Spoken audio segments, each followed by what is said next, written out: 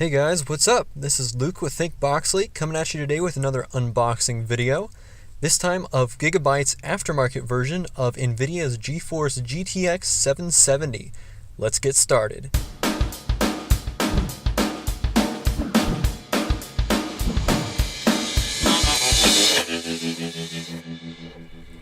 So right off the bat here, we're greeted with a very nice package, nice and sleek colors here with some interesting artwork dominating the front of the box. Off to the side, you'll see the most important things about Gigabyte's particular version of the GTX 770, namely that it uses custom components like the triple fan WindForce cooler, which will keep the GPU running safely when drawing up to 450 watts of power, which of course this GPU will never even come close to doing, so the fans should offer ample air cooling under just about any circumstances. This is also the 4GB edition of the card, as you can see here. Now there's been a lot of debate over whether you should get a higher capacity version of a card like this or not. The reason being that the card bottlenecks at a certain point and doesn't frequently spill over its standard 2GB of VRAM.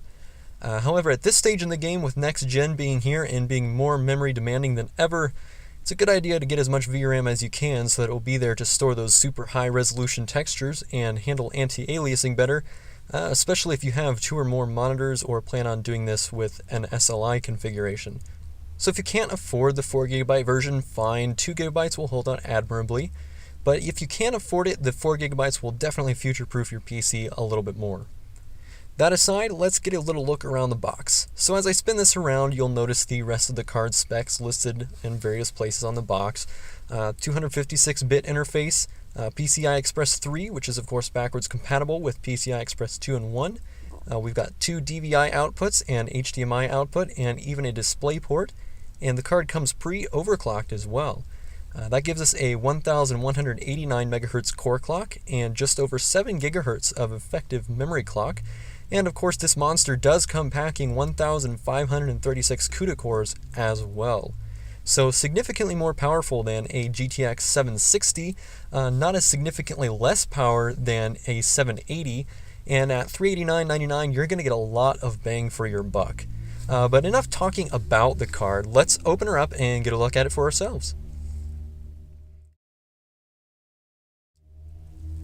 It looks like we have a box within a box. But it's not just any box, this one actually looks really nice. Kind of unusual for a GPU, so kudos to Gigabyte for going the extra mile on the packaging.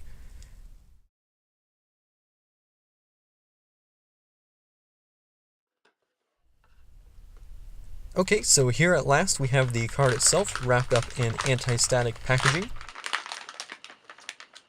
We'll just set that down for a moment. And contouring the tour of a box within a box, we have another box! And in here we will find 2 Molex adapters for both the 6-pin and 8-pin power inputs in case your PSU lacks one or the other, or you're going to SLI and need additional connections. Very handy. And by the way, speaking of PSUs, you will need to have a 600 watt PSU or higher capacity to run this card. Technically you could probably get by on a solid 550 watt PSU, but you definitely don't want to push things in this department. If you want to know more about that, you can always refer to the obligatory hoard of information coming to a language near you, located elsewhere inside our box within a box within a box. Oh, just ignore that CD there too. Just download the latest drivers from Nvidia instead of using this CD, trust me. Even if for some reason the gaming PC or graphics workstation you'll be using this card in isn't connected to the internet, throw the latest drivers on some kind of USB device and transfer them. You'll be much better off. That's all I need to say about that. Just ignore the CD. So now let's get back to the star of the show, our GTX 770. I will very carefully take it out of our bag here.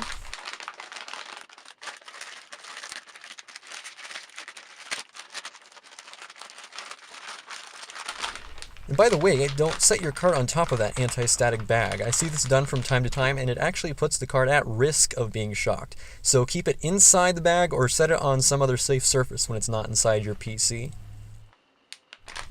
Okay, that out of the way, here's a good look at the graphics card itself. Now this thing is absolutely the antithesis of low profile. It measures in at 11.4 inches, I believe. So definitely do your homework and make sure your case will be able to fit this guy. In my case, no pun intended, this will be going inside a Fractal Define R4 case, You can check out my unboxing review of that at www.thinkboxly.com. And it has a section of removable drive trays so that cards like this will be absolutely zero problem.